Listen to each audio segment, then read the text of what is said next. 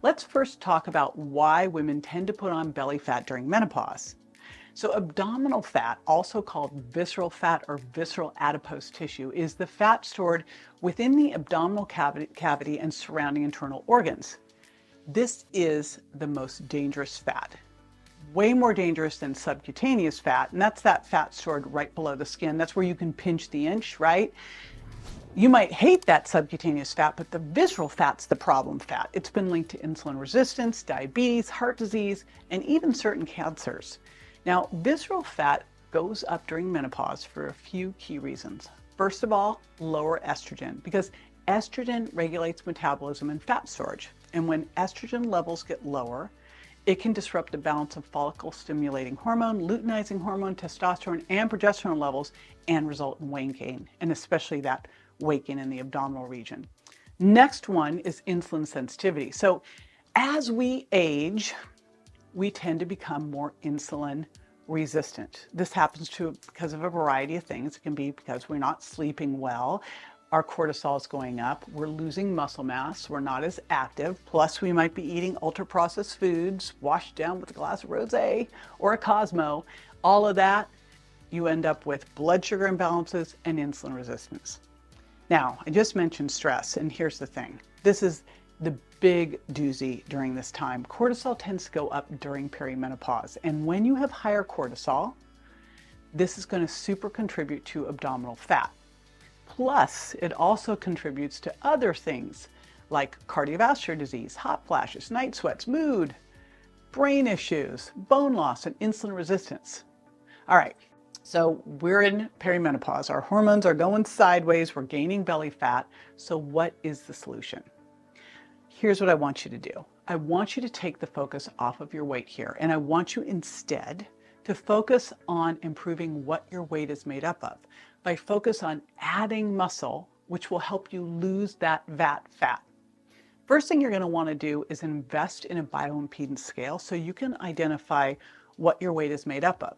Because again, we're going to focus on putting on muscle. You're also going to want to get a tape measure because this is the simplest way, the simple at-home way to really see this fat. I like to say that if you're losing weight without losing your waist, you're making yourself worse, not better. I want you to focus on holding onto and building muscle as part of your prescription to feeling your best during this crazy transition time and afterwards. Now, I call muscle your metabolic Spanx because it holds everything in tighter and it boosts your metabolism. One study showed that resistance training is a viable long-term way to prevent weight gain and other negative changes in body composition for postmenopausal women. And another showed that doing resistance training during menopause generated muscle-making cells and provided the strength-building stimulus women need as estrogen starts to decline. Plus, it also helps lower your risk of osteoporosis, which is a massive benefit. Besides being a metabolic Spanx, muscle is also a sugar sponge. It gives carbs a place to land for where it's stored for future energy rather than beelining to your belly where they're stored as fat.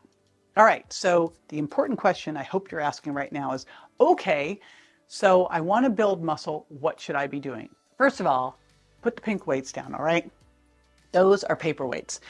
What you really have to do here is lift heavy things. Now, I don't care what the things are. It could be weights, could be body weight, could be a TRX trainer, love those, could be cables. But the important thing is here that you have to lift heavy things a lot. So I'm going to walk you through how I do this. I divide the body into a couple different segments. Number one is your upper body pushing. Upper body pushing is your chest, your shoulders, and your triceps. This would be things like a push-up, a dip, an overhead press, a chest press. Then there's upper body pulling. These are things like a bent over row, an upright row, a lat pull down, a pull up. Then there's lower body, which is hip and thigh hinging.